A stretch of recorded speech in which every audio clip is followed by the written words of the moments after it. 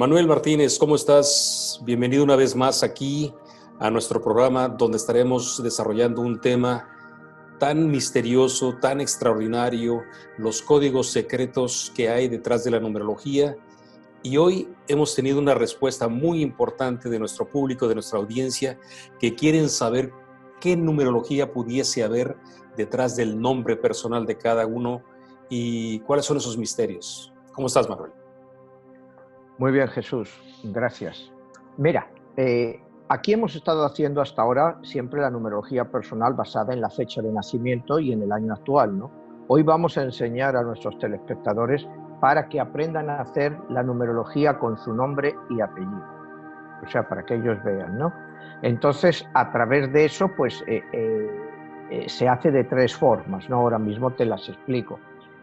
Vamos a encontrar primero los motivos por los que se rige esa persona en su vida a través de ese nombre. Lo segundo que vamos a encontrar es las apariencias, cómo a esas personas con ese nombre es percibido en general.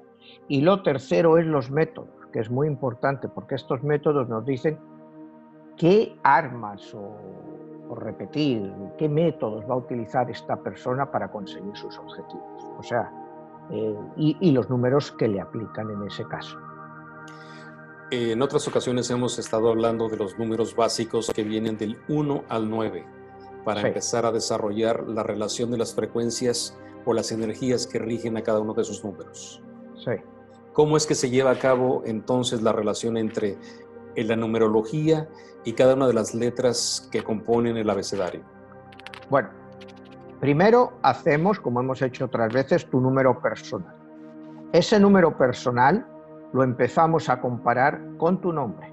Es decir, si tú te llamas Jesús Becerra Perseo, Jesús Perseo Becerra, podemos poner cualquier nombre con un apellido o con dos, y eso nos da un número diferente. En algunos casos va a coincidir, lo cual es bueno, pero normalmente te suele dar un número diferente. Cuando tú tienes un nombre completo, que es también como tu número de nacimiento, quiere decir que ese nombre es muy adecuado a ti como persona. ¿Y cómo es que debemos de sacar el número personal para hacer una referencia que la gente entienda? El número personal, pues vamos a empezar otra vez. Un ejemplo, Jesús, tú, por ejemplo, naciste 14 de junio de 1975, un ejemplo. Entonces sumamos 14, 6, 1975, con lo que tendríamos 1, 4, 5, 11, 12, 12 y 9, 21, 21 y 7, 28, 28 y 5, 33. Tendríamos que esta persona es un número maestro, 33, que 3 más 3 se quedaría en un 6. Manuel, a través de la historia nos hemos encontrado que hay misterio detrás de los nombres. Por ejemplo, cuando Moisés sube al Sinaí y se encuentra que quiere saber cuál es el nombre de Dios y le pregunta, ¿cómo te llamas? Y él le contesta, yo soy el que soy. ¿Qué pudiera haber de misterio detrás del nombre de Dios? Bueno, el nombre de Dios, como tú sabes, depende mucho de las diferentes culturas y de las diferentes religiones. En la cultura cristiana, pues, en teoría solo tenemos un solo Dios, aunque haya una Trinidad, Padre, Hijo y Espíritu Santo, pero se considera un Dios único.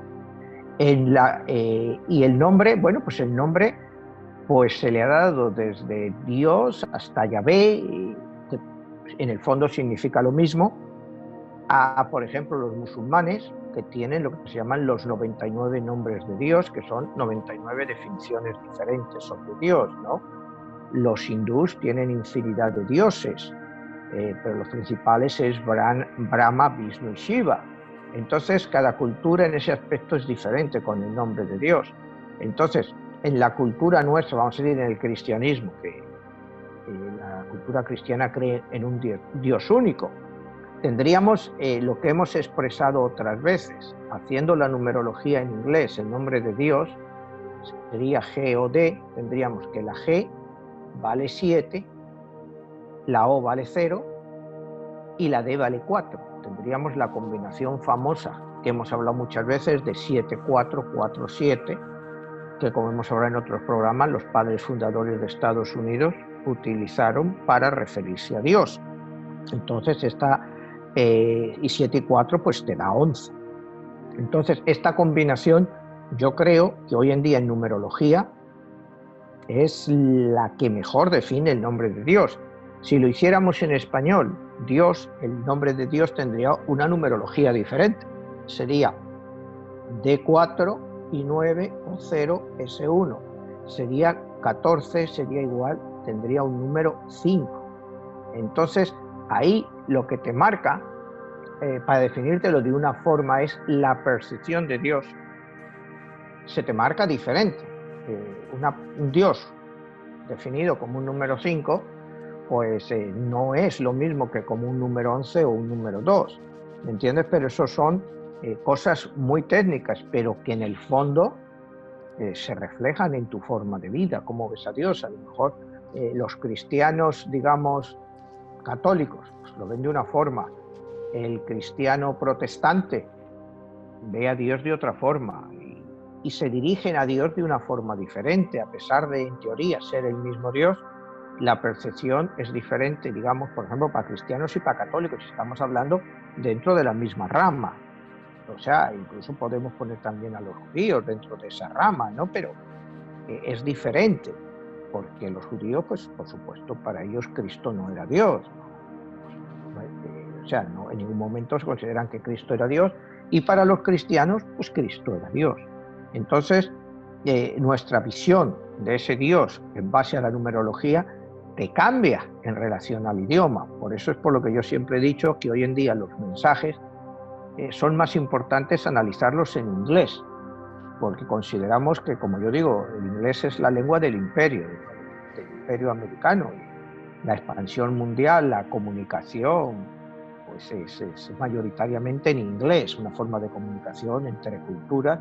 Se utiliza el inglés, aunque nosotros utilicemos el español en nuestra vida cotidiana, y el inglés es lo que yo considero que es donde te van a venir para la lengua de la comunicación, debe de ser el inglés. Entonces yo me fiaría más de ver a un Dios 7-4 que 1-4. No sé si me entiendes. ¿Y por qué? ¿Por qué?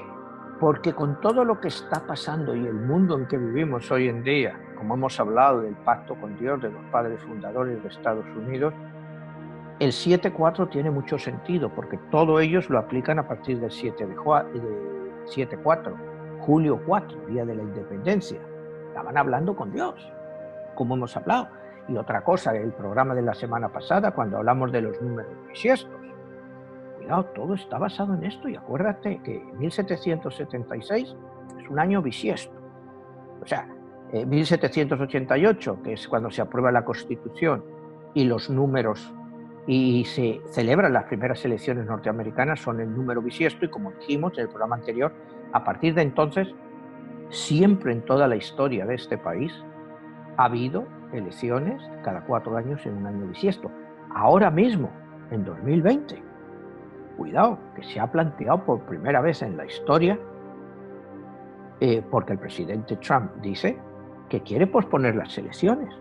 Si el presidente Trump pospusiera las elecciones a otro año, cambiaría. Se rompería un ciclo en Estados Unidos que yo creo que ni ellos mismos, nadie entiende el problema que eso traería, porque han roto un ciclo perfecto establecido por los padres fundadores de acuerdo a un tratado que ellos creían haber establecido con Dios. Lo que sería un pacto con Dios. Es que romper eso ahora, yo es que no sabemos ni las consecuencias que eso podría tener. Primero, bueno, el presidente Trump no tiene el poder para cambiar las elecciones, o sea, eso solo depende del Congreso y el Senado. Pero no sé si las cosas se complicaran, porque cuando hablamos de todo esto, mira, siempre hablamos de qué es el año 2020, los problemas del año 2020, y que te dije, los problemas van a seguir ahí. Empezaron en febrero 2 del 2020 y hasta diciembre 12 del 2021, esto no salimos de esto. Pero en ese periodo que nos va a llevar, en el 2020, yo he estado mirando cosas, números, y ¿sabes lo que más me preocupa? Más que el coronavirus. Lo que más me preocupa es la relación entre China y Estados Unidos. Y ya no te hablo de una relación de rupturas comerciales, o de entrar en una guerra fría, que eso está aparentemente a la vuelta de la esquina, es el riesgo real de una confrontación militar este mismo año.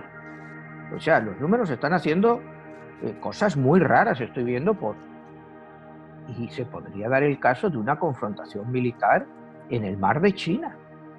O sea, a mí cada día los números, por las cosas que estoy viendo, me preocupan más, y todo lo que estamos viendo, que si posponer las elecciones, que no sé, hay un riesgo muy serio de confrontación. No te hablo comercial, te hablo de confrontación militar entre China y Estados Unidos. O sea, no lo veo una confrontación en el sentido de que Estados Unidos bombardeando China o China bombardeando ciudades de Estados Unidos. Veo una confrontación posiblemente armada, pudiera ser en el mar de la China o en otra zona próxima o por algo, pero sí veo una posibilidad real de confrontación. O sea, eso no te lo había dicho hasta ahora, pero yo he estado haciendo muchos análisis y eso sí que me preocupa. Pongamos en contexto todo lo que nos estás mencionando, Manuel. Para muchas personas quizá es nuevo y quizá porque no puedan tener la dimensión o entender la dimensión de lo que estás hablando, empezando desde el punto de vista histórico, desde los Estados Unidos y su fundación, ¿por qué es en 1776? ¿Quiénes fundan este país? ¿Qué hay detrás de ellos? ¿Por qué se habla de un pacto con Dios? ¿Por qué esto que estás diciendo que han sido elecciones en años bisiestos y hasta el día de hoy, en el 2020, no se ha modificado eso y estaríamos a punto que se diera ese cambio tan radical? ¿Y qué tanto? Porque este país está hecho a base de símbolos. Lo vemos en su billete de dólar, lo vemos en el Pentágono, lo vemos en la ciudad de Washington, cómo está edificado todo en razón hasta de geometría sagrada. Y debemos de entender la relación que hay con la parte histórica de los judíos, ¿no? En un momento dado, ¿por qué se habla del nombre de Dios, ¿no? ¿Por qué dice en el mismo billete, cómo dice el lema en... Sí, in God we trust, creemos en Dios, confiamos en Dios. ¿Y por qué esa parte de creemos en Dios? ¿Qué Dios estamos hablando? Y por eso la referencia que estamos haciendo desde la época, remontémonos un poco más atrás, cuando Moisés llega al monte Sinaí y le pregunta a Dios, ¿cuál es tu nombre? Y le dice, yo soy el que soy. ¿Y qué numerología pudiera haber ahí? Entonces empecemos desde esa parte de ahí. ¿Y cómo es que sale el contexto de la Cábala? Porque para la mística judía, detrás de que las 22 letras del abecedario judío existe una numerología. Tú hablas de una numerología que hay de nuestro abecedario y estás hablando del lenguaje o de la lengua predominante, que es el inglés. Entonces desarrollemos cómo es que llegamos de esa parte hasta nuestra numerología personal. Por ejemplo, encontrar la numerología del nombre de cada una de las personas que nos están viendo. Bueno, contestando a tu pregunta, las 22 letras que componen el alfabeto judío, como tú dices, cada una tiene una simbología y una numerología diferente. Acuérdate que mi último libro es 22, la guerra de los dioses, porque siempre creo en el simbolismo de este número 22, ¿no? O sea, el número 22 está ahí para quedarse, ¿no? Lo podemos creer o no, pero ahí está. Entonces, bueno, pues los judíos desarrollan la cábala, desarrollan numerología, como te he dicho otras veces, en su época quizá fue una numerología muy brillante. Hoy en día creo que está un poco obsoleta, o sea que ya, pues el mundo no es el mundo de la cábala, ¿no? La cábala, acuérdate que se supone que el Zohar se escribe en el siglo II y no se encuentra como hasta el siglo XII-XIII después por Mosé de León en Toledo.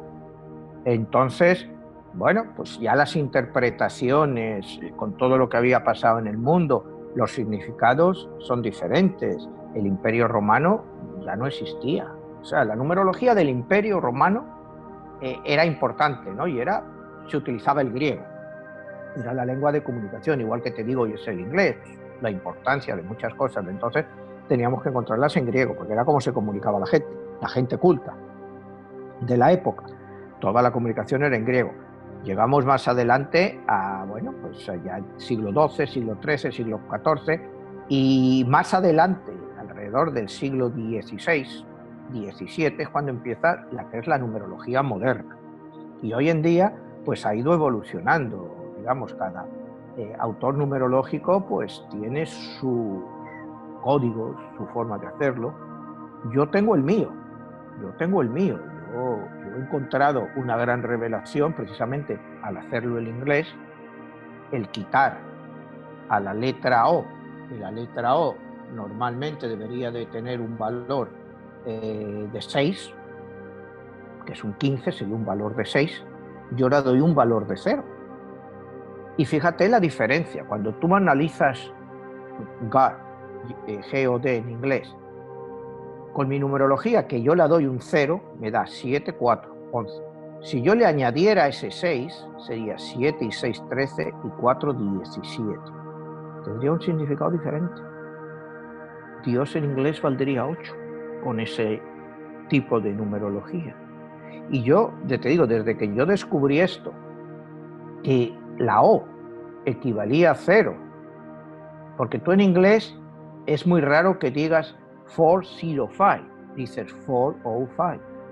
O sea, el 0, en vez de decir 0 en inglés, dices O, como si estuvieras pronunciando una O, y es lo más común, 405. Entonces, de ahí es donde me vino, porque aquí en numerología lo que tienes que es tratar de descubrir algún código para que te dé algo. Y para mí el código que yo creo, mi aportación, si algún día se puede decir que yo he aportado algo a la numerología, sería eso, el valor del 0, o sea, del número de la letra O, que equivale a 0, en vez de equivaler a un número 6.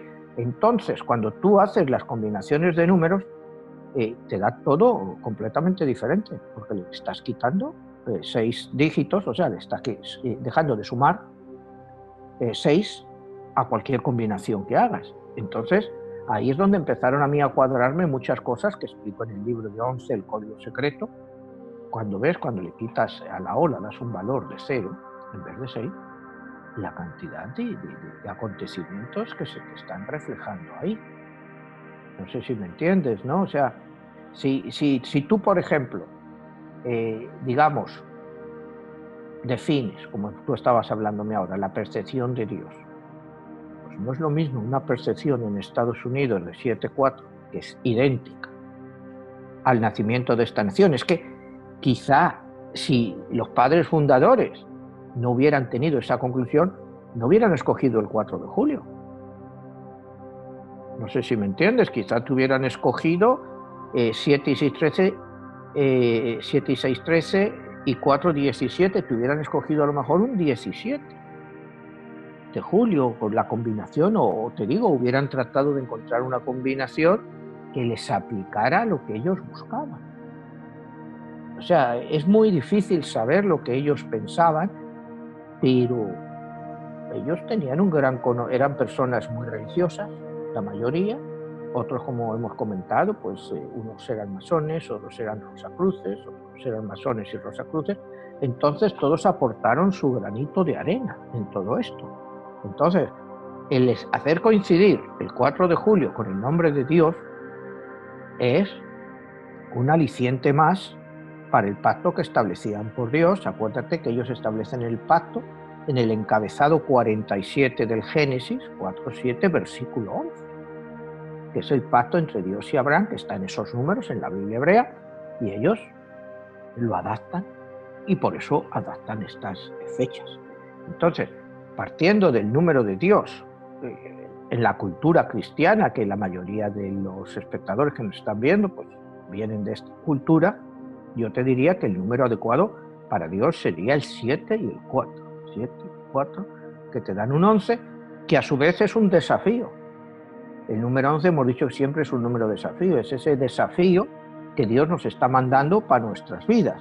Y creo que en inglés, God se entiende mejor que Dios en español, por ejemplo, ¿me entiendes? Porque no implica lo mismo un número 5 que un número 11.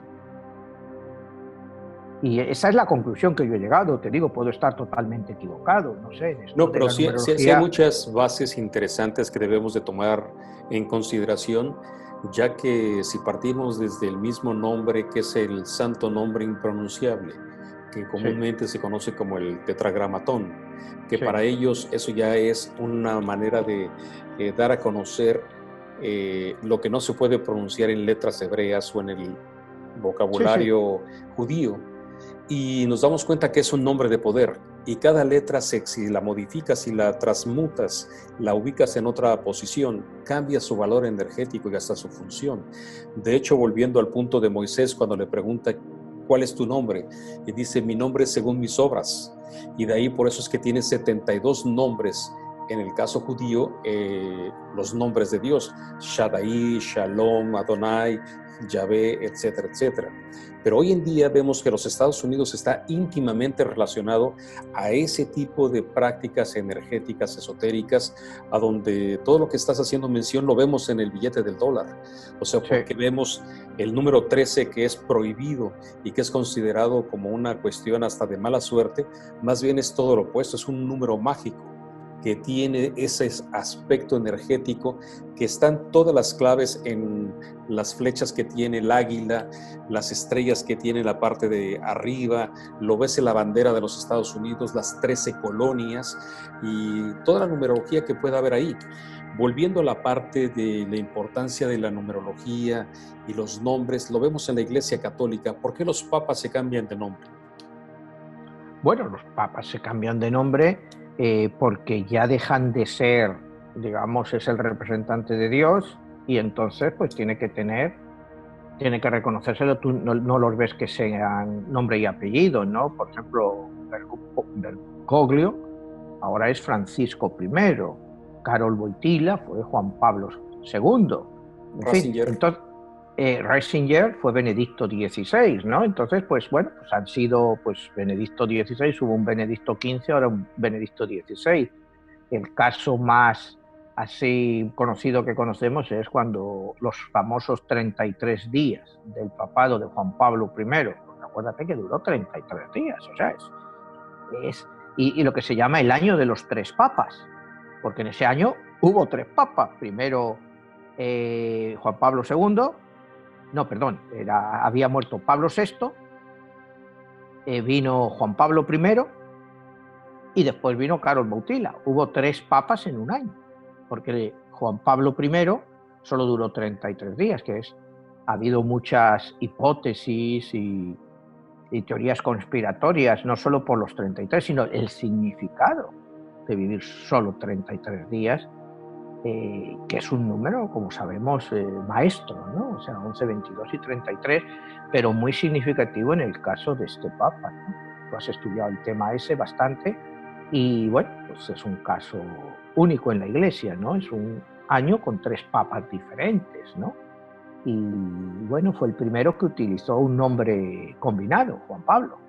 Hasta entonces, pues eran benedictos, bueno, pues ahora vemos Francisco también es el primer Francisco I, ¿me entiendes? Ha habido muchos papas y todos benedictos, pues ha habido bastantes, ¿no? Porque era Benedicto XVI, hubo antes 15 benedictos. Entonces, pues estamos viviendo, pues como te digo, en eso de los nombres de los papas es muy curioso los cambios que estamos experimentando, ¿no? Porque en los últimos 40, 50 años hemos pasado de un papa de un nombre clásico, un Pablo, un Pío, que es un nombre muy común en los papas, ¿no? Pío XII, Pío XI, Pablo VI, era el sexto. Ahora hemos pasado a un Juan Pablo I, Juan Pablo II y ahora un Francisco I, ¿no? Y esto tendría que ver con lo que habíamos hablado, que es cómo quieren que se les perciba, porque bien lo decías en otra ocasión, que es por ahí sí. La finalidad. Es la finalidad, mira, si quieres, para ver, ya que hemos entrado en este tema de los nombres personales, vamos a analizar el nombre del Papa Francisco y luego le comparamos con Benedicto XVI, si te parece, para Perfecto. Ver un poco la perfección, ¿no? Mira, el Papa Francisco. Vamos a analizar primero, Francisco, lo que son los motivos. O sea, cómo se le percibe, cómo llevará él consigo ese nombre, ¿no? O sea, cuáles son los motivos de él. Entonces, tenemos que poner el nombre Francisco. Entonces, para ver los motivos, solo tenemos que sumar las vocales, que sería A, que es 1, de Francisco, I, que es 9, y O, que es 0. Tendríamos 1 más 9 igual a 10, que nos daría un número 1. Es decir, los motivos que refleja el Papa Francisco es un número 1. O sea, ya es bueno. Los motivos que él persigue, cómo se le va a percibir. Después, vamos a ver las apariencias del Papa Francisco. Cómo la gente lo va a percibir a él. ¿Cuáles son sus apariencias? En este caso, lo que tenemos es que sumar las consonantes, no las vocales, solo sumamos las consonantes, que serían 6 por la F, 9 por la R, 5 por la N, 3 por la C, 1 por la S y 3 por la C, con lo cual nos daría 27. 2 más 7 igual un número 9. Esa sería la apariencia de él, ¿no? Un número 9 te da la apariencia de urgencia, porque es un final de ciclo. O sea, y yo sí que creo que este Papa ha entrado en un ciclo final de cambios de la Iglesia Católica por todos los escándalos que le han ido sucediendo, y está motivado, y sus apariencias y sus motivos sí dan urgencia de un número 9. O sea, en ese aspecto, ¿ves?, estaría bien motivado. Y después, finalmente, tendríamos que ver los métodos, para que consiga sus objetivos. Entonces, lo que sumamos es las vocales y consonantes, que nos habían dado 1 y 9, sería 10, que sería igual otro número 1. Entonces, los motivos que hay de este Papa es que él va a ser una persona que va a llevar su expresión, lo que él quiere hacer, al máximo, porque él tiene el número de líder. O sea, él se le va a perseguir como un líder, pero un líder con un número 9 detrás quiere decir que está en urgencia para obtener resultados. O sea, el número de él pues también tiene un gran significado. O sea, esto es un análisis así por encima de lo que implica el nombre de Francisco. Ahora, si quieres, lo comparamos con Benedicto XVI. Perdón, un paréntesis ahí. Sí. Tú me estás diciendo nuevamente que las 3 cosas que tienen que buscarse en la numerología. Me estás diciendo, repíteme cuáles son. Motivos, los motivos, apariencias y los métodos. Ok, y entonces cada una de ellas se obtiene, ¿de qué manera? Bueno, motivos, apariencias y métodos. Los motivos, Francisco, en los motivos solo sumas las vocales. Es decir, en Francisco está la A, la I y la O. Ok, perfecto. Sumas los vocales. Para ver las apariencias. Para las apariencias lo que sumas es las consonantes. Es decir, en este caso sería la F, la R, la N, la C, la S y la C. Otra vez. Quedaría 27, quedaría 9. Y finalmente, los métodos que esa persona con ese nombre va a utilizar sería la combinación de los motivos y de las apariencias, con lo cual nos daría otra vez un número 1, 1 más 9 igual a 10. En total, ¿cuál es el último dígito que te da de cada una de estas referencias? De los motivos me da un 1, las apariencias un 9 y los métodos un 1, que también te daría 11. 1, 9, 10 y 1, 11. ¿Me entiendes? Esto es una curiosidad solo, porque lo más importante aquí es ver motivos, un número 1, número de líder. Sabemos que el número 1 es el número del líder, el que lo inicia todo. Sin embargo, las apariencias es un 9. Él tiene urgencias. Aparentemente la Iglesia Católica tenía muchas urgencias cuando él entró, por eso se fue Benedicto XVI. La Iglesia estaba en una situación urgente. Necesitaba reformas, necesitaba cambios, y después los métodos que Francisco iba a emplear pues están basados en la combinación de los dos, que sería otra vez 1 más 9, 10, otra vez un número 1, es decir, que sí puede tener la suficiente fuerza para implantarlas, que él va a tratar de implantarlas. ¿Qué pasaría aquí si sacamos junto con ello la fecha de nacimiento? Aquí nos dice Francisco, en latín, Franciscus, de nombre secular Jorge Mario Bergoglio, nacido en Buenos Aires un 17 de diciembre de 1936. Si sacamos la numerología de 17 de diciembre de 1936, ¿qué nos da? Y lo otro, él es el 266 papas que en la Iglesia Católica. Y como jefe de Estado del Vaticano es el 8º. Entonces ahí tenemos una numerología, primero su fecha de nacimiento, y él sería el Papa número 266. Mira, su fecha de nacimiento de 17-12 del 36 sería 1 y 7, 8, 9, 11, 12, 12 y 9, 21, 21 y 3, 24 y 6, 30. Está lo hecho. Él es un número 3, pero es un número 3 prácticamente en todo, ¿no? Es un número 3 prácticamente en todo. Tengo otro estudio de él, que él es un número 3. El Papa Francisco, por su fecha de nacimiento, es un número 3. El día que él fue ordenado Papa, también me parece que fue un día 3, o sea, un número 3. Cuando miras el Papa número 266 es 2 y 6, 8, 8 y 6, 14. Sería un número 5. Sería un número 5, que equivaldría, como hemos dicho, al número de Dios en español. Sería exactamente la misma numerología. 266 es la misma numerología que Dios en español. 4 y 9, 13 y 1, 14. 266, 2, 6, 8 y 6, 14. Quedaría un número 5. Entonces, se podría decir que el Papa número 266 representa perfectamente, bueno, pues lo que pudiera ser un representante de Dios. Ten en cuenta que él es hispano, entonces a él hacerle la numerología en español es perfectamente aceptable, ¿me entiendes? Porque él estaría relacionado, tendría exactamente el mismo número, que lo cual es bastante curioso, ¿no?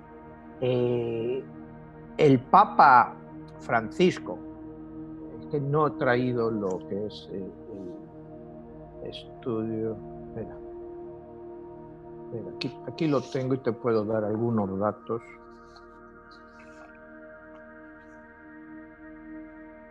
El Papa Benedicto XVI, que ahora le haremos. Mira, en el diciembre 13 del 2019 cumplió 50 años de haber sido ordenado. Sí. Sí. Pero mira, es que aquí tengo además los de Benedicto XVI, porque ahora lo íbamos a hacer. Sí, es importante comparar también entre un papa y otro porque algunos tienen solamente un nombre y los otros, en el caso de Benedicto, ¿por qué utiliza el número 16? Porque antes había Benedicto XV, ¿no? Y entonces el siguiente papa es Benedicto XVI. Pero numerológicamente, ¿cómo le puede afectar? Hombre, bueno, porque mira, sacarías la numerología del nombre más el número 16. Sí, mira, Benedicto XVI. Aquí, si quieres, te lo comparo. Mira, Benedicto XVI. Para que veamos otra vez, vamos a ver primero lo que es los motivos, las motivaciones. Benedictum XVI. Él sería, sumamos primero las vocales, 5 y 5, 9, 18, 21, 21 más 9, tal, 31, 3 más 1. Él sería, los motivos de él serían un número 4 en su nombre. Las apariencias de él serían 2 más 5, porque ahora sumaríamos las consonantes, más 4, más 3, más 2, más 4, más 6, más 4, darían un número 30, que darían un número 3. Y cuando sumamos los métodos de él, serían 4 más 3 igual a 7. Es lo que él se aplicaría, ¿no? Entonces,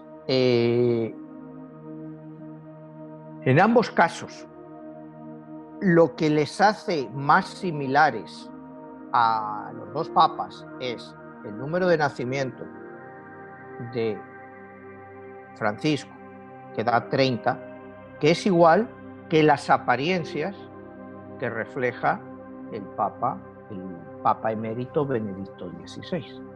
Estarían bastante, o sea, en ese aspecto se compaginan muy bien.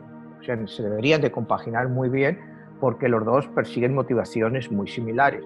Mira, el Papa Francisco está regido por el número 3 continuamente. Él rige mucho el número 3, ya desde su fecha de nacimiento es el número 3, ¿no? Te digo, o sea, porque si miras otras fechas de él, aquí tengo alguna.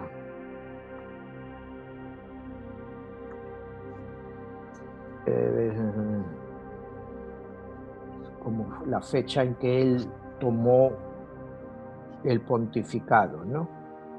Ese pontificado.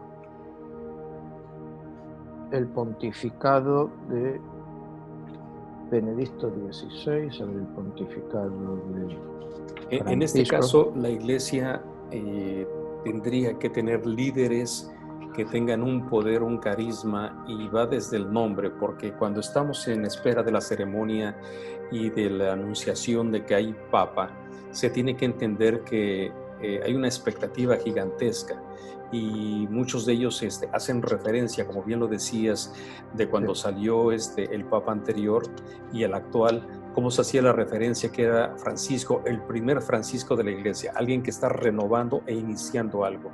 Quizá es donde viene el número 1 del que hablas, ¿no?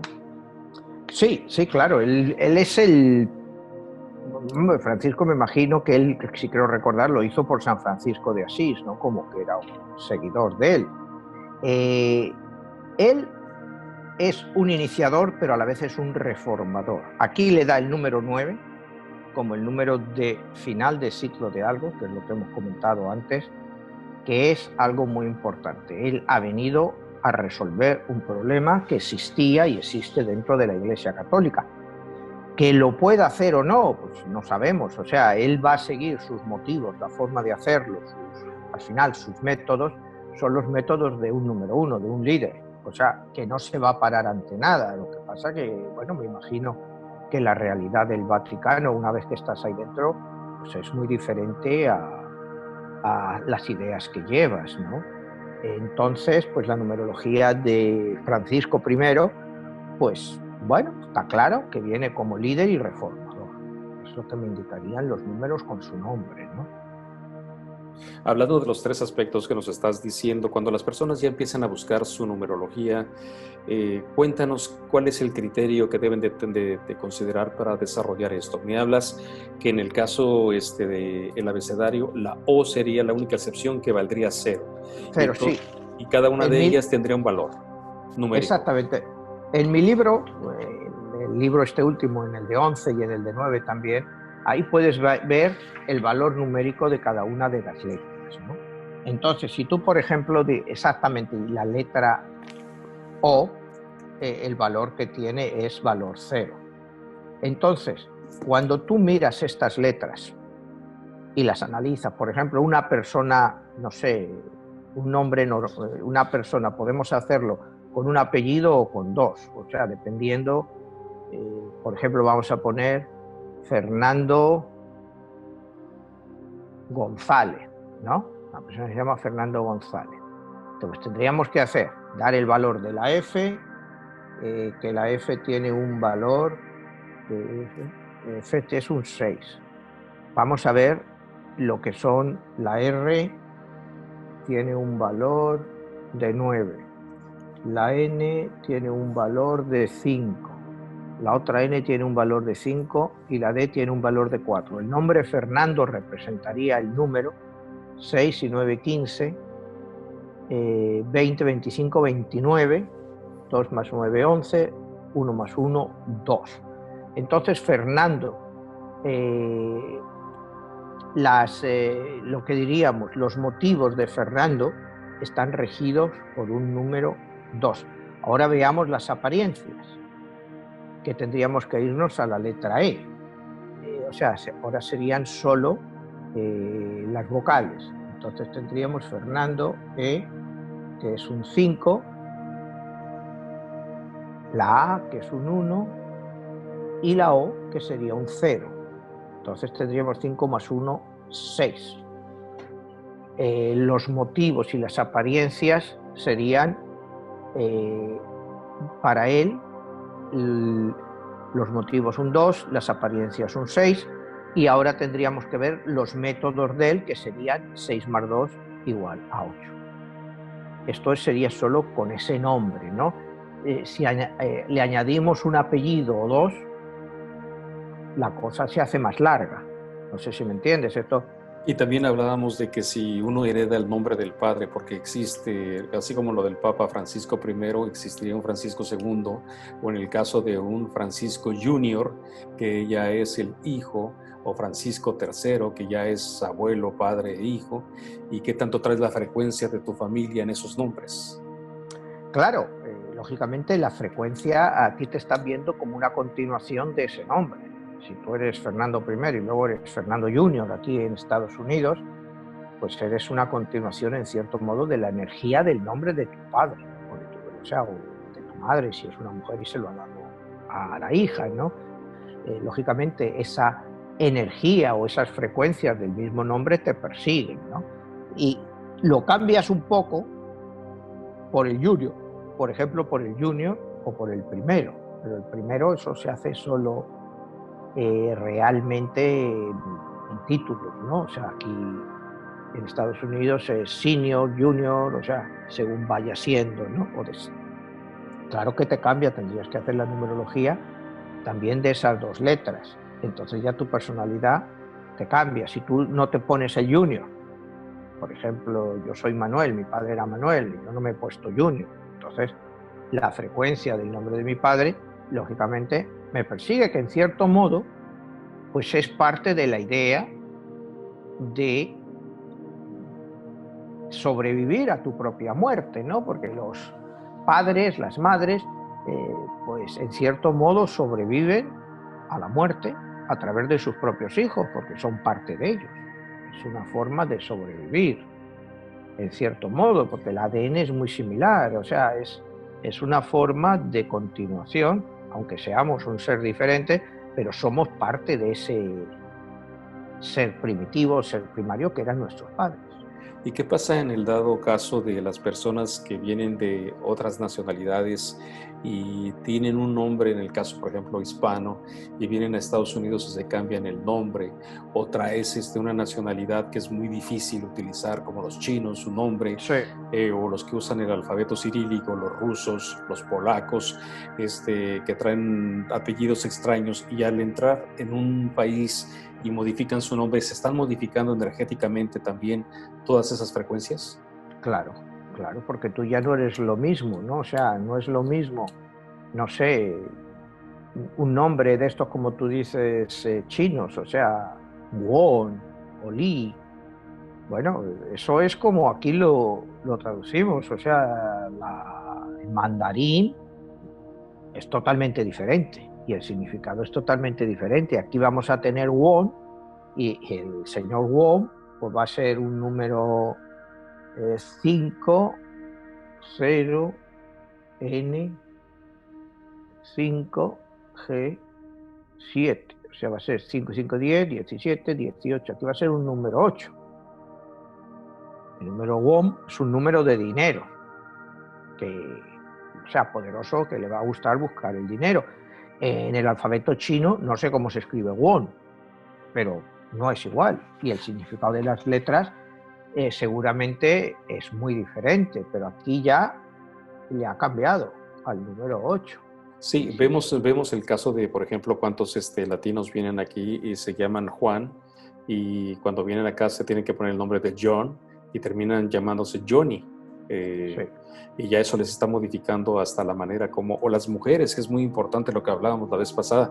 Tuvimos muchas inquietudes y preguntas en referencia de las mujeres que adoptan el apellido del esposo o se quitan un apellido. Bueno, claro, ayer las cambia totalmente la frecuencia. Si tú te llamas Eugenia López y de repente te casas y te pones Eugenia Fernández, pues ya el López desaparece de ti. Ahora eres una Fernández. O sea, tu energía y tu nombre ya no vibra con López, vibra con Fernández. Otras mujeres pues se añaden el nombre, ¿no? López Fernández, pero también ya te vibra diferente, ya no es la misma vibración, no es lo mismo López que López Fernández. O sea, tú ya le has añadido unas vibraciones diferentes a tu nombre. Y lo que tienes que ver es si eso va en correlación con tu nombre original de Eugenia. Tendrías que ver cómo te va mejor, qué nombre se te presenta mejor, si Eugenia López, Eugenia Fernández, Eugenia López Fernández. Eso ya es un análisis, como te digo, sobre todo de las apariencias, porque ahí es tu apariencia. No es lo mismo una Eugenia López que una Eugenia Fernández o que una Eugenia López Fernández. La gente te va a percibir de otra forma. Y yo creo que el ejemplo más claro, eso lo vemos pues en televisión, cuando ves, por ejemplo, una tenista que se ha cambiado de nombre porque se ha casado. Tú estás acostumbrado a verla como, no sé, me parece que se llamaba esta chica Justine Henin, esta belga, y se casó y se añadió otro nombre. Ya no es lo mismo Justine Henin que Justine Henin Oderkirk. O sea, te cambia totalmente. La visión incluso de la gente que la percibe, cómo la percibe diferente. ¿Y qué pasa en el caso de los negocios o de las empresas que tienen nombres y hay quienes ahorita se reducen al mínimo de expresión, que utilizan solamente 2 letras o 3 letras, o utilizan solamente hasta números o símbolos, ¿no? ¿Qué hay detrás de todo ello para obtener un más éxito? Bueno, yo no sé si ellos lo hacen realmente consultando la numerología o sencillamente se les ocurre. Desde luego la percepción de la empresa cambia.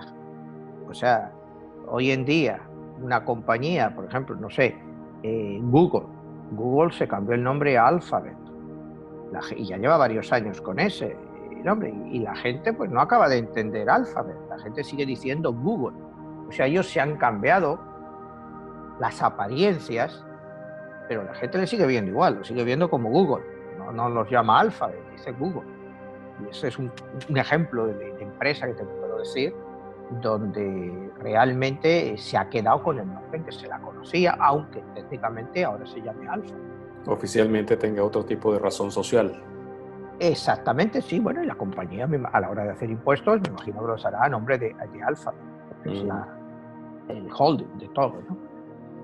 Volviendo a retomar esa parte de la numerología en el nombre de Dios, también existe la numerología en el caso de la bestia, ¿no? En el Apocalipsis vemos la marca de la bestia y para darnos su nombre y su referencia te da el número 666. Sí. ¿Por qué se utiliza la numerología? Que también tendríamos que ver si hay una numerología de Cristo, ¿no? Que sería en el caso de la Biblia cristiana, en el Apocalipsis, hablar de esos 2 números. ¿Qué hay detrás del 666? Bueno, el número 666, como tú dices, está en el Apocalipsis de San Juan y es la marca de la bestia. El 666 es 6612, 18, es un número 9, que significa, bueno, pues número de final de ciclo. Entonces, en ese aspecto, numerológicamente, pues sí tiene sentido, ¿no? Porque significa que todo el ciclo se ha acabado. Cuando tú lo miras, lo que es el Apocalipsis, o sea, te habla también de las 144.000 personas que estarán marcadas. Otra vez tienes 144.000, 1 y 4, 5 y 4, 9, que te da 9. O sea, todo es muy simbólico ahí y al final todo te da 9, que es fin de ciclo, fin de algo, fin de una era. Entonces, el 666, bueno, yo he hecho bastantes interpretaciones de ese número, ¿no? Es el número, ¿qué es el anticristo? ¿Qué es la bestia? Porque al 666 se le oye decir, bueno, es el número del anticristo. Otros le llaman el número de la bestia. Pues no es lo mismo la bestia que el anticristo. No sé si me entiendes. ¿Qué es el anticristo en sí? El anticristo en sí es el que va contra las doctrinas predicadas de Cristo. Esa sería una definición. Otra definición es alguien que se quiere hacer pasar por Cristo, como ha pasado hoy en algunas ocasiones, ¿no? Entonces es un anticristo, porque se está haciendo Un falso pasar por profeta. falso profeta. No sé si me entiendes. Entonces, pues bueno, yo creo que eso tiene muchas interpretaciones y no hay ninguna ni correcta ni incorrecta, es aplicarla a la práctica, ¿me entiendes? Yo tengo el nombre del anticristo, yo he hecho el anticristo en el libro de 11, he desarrollado lo que es el anticristo. Y el anticristo pues no es una persona, es una institución, ¿me entiendes? Es como yo lo he desarrollado. Ha sido un tema muy complejo y entonces pues yo no suelo hablar de él, ¿no? El que lo quiera leer en el libro que lo lea, pero no me gusta porque se puede malinterpretar lo que es el anticristo, ¿no? Porque yo llegué a una conclusión muy clara. ¿Qué es el anticristo? Bueno, el que va contra la doctrina de Cristo. No tiene por qué ser bueno o ser malo, o sea, puedes creer o no creer. No sé si me entiendes, el cristianismo pues es una doctrina de fe para los cristianos, para todas las demás personas que no son cristianos o creyentes, pues simplemente algo más, ¿no? Algo que en su vida pues no les llama la atención. Entonces, pues a mí esa palabra anticristo, pues ¿qué es? Bueno, lógicamente que va contra la doctrina de Cristo. Entonces, pues bueno, pues yo desarrollé una teoría muy simple, ¿no? Cristo muere en el año 34, con 33 años, pero ya estamos en el año 34. ¿Me explico? O sea, tú tienes uno, Cristo muere a los 33 años en el año 34, también la fecha de Cristo. Bueno, entonces, el anticristo, bueno, pues para mí el anticristo, pues sencillamente el profeta Mahoma muere en el año 632. Y cuando sumas 4 más 2, 6, 3 más 6, te da 666. Entonces, es realmente pues, una doctrina que vino a combatir el cristianismo. Por eso era el anticristo, esto que llamaban, y lo persiguió fuerte al cristianismo. No solo eso, el cristianismo y el islam están en guerra desde el año 622, que empieza la Égira y es la época en que se inicia el islam. Y desde entonces siempre han estado en guerra con el cristianismo. O sea, no estamos hablando de algo que no haya ocurrido. Unas veces ha ganado el islam, otras veces ha ganado el cristianismo, pero han estado permanentemente en guerra. Entonces, yo es lo que veo, que son el anticristo son dos instituciones, la una contra la otra. En este caso, la doctrina de la Iglesia, representada por Cristo, muerto a los 34 años, y el Islam, representado por el profeta Mahoma, en el 632, y nos da perfectamente la combinación 666. Y sin ser esto peyorativo, sencillamente es un número que marca el inicio de una conflagración que sigue latente en nuestros días. No es que se haya echado, ahora es quizá menos violenta, sí hay yihad y todo esto, pero es lo que hemos hablado en otros programas. Es una lucha permanente entre dos instituciones o dos formas de ver la vida, y la hemos tenido así. Y yo no sé si alguien ha sacado algún número que pueda equipararse a este, realmente que esté al mismo nivel. No sé si me entiendes, es algo, incluso cuando miras la muerte de Cristo a los 34, bueno, pues ahí tienes, a los 33 años, bueno, pues es también muy significativa, marcada con el 666, porque acuérdate que muchas veces al anticristo pues se le ha puesto el 333 o en películas el 999, que vuelves el 9 al revés, y entonces es como si fuera 666, y que hay grupúsculos pues que lo utilizan así. O sea, ya a partir de eso pues puedes utilizar cualquier teoría o no sé, o cualquier historia te puede servir, pero yo te digo, a mí esta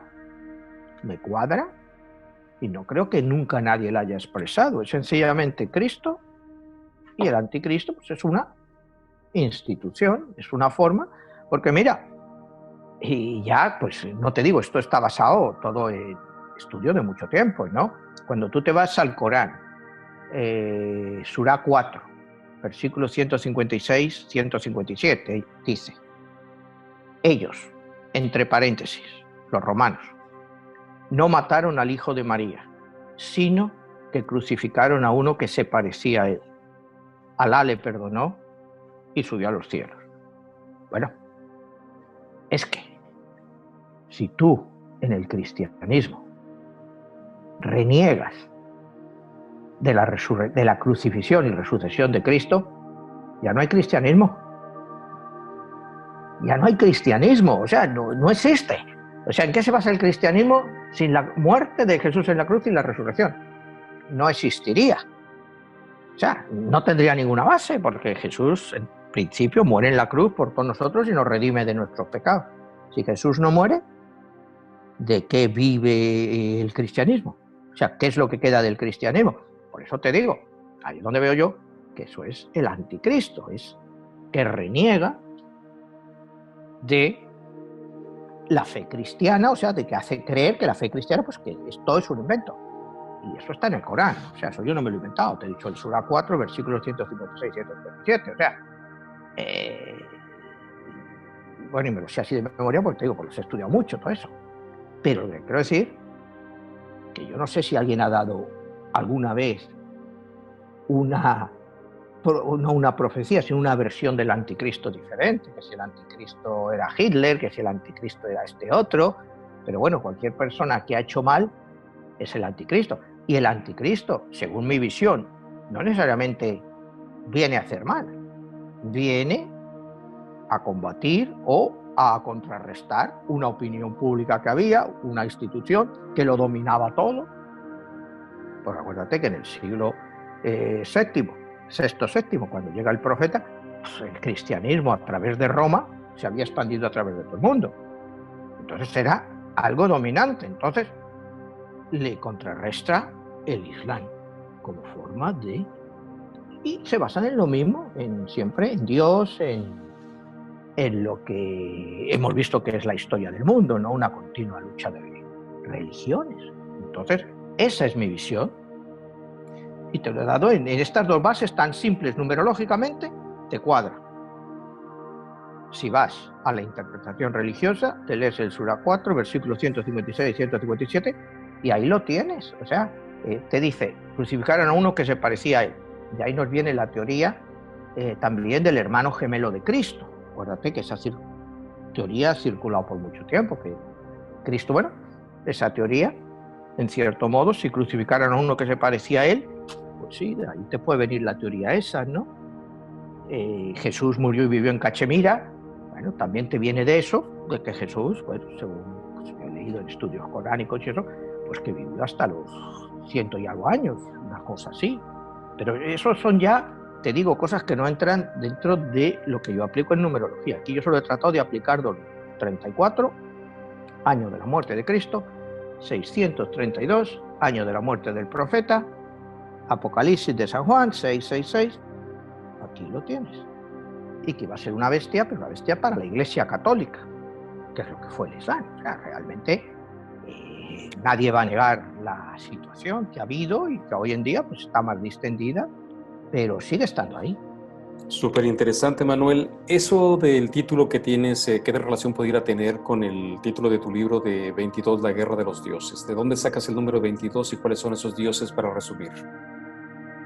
Bueno, mira, 22 es para mí, yo parto en mi libro de la premisa de que en ese principio había 22 energías o dioses, como lo quieras llamar, muy poderosas, y había otras 54 energías menos poderosas.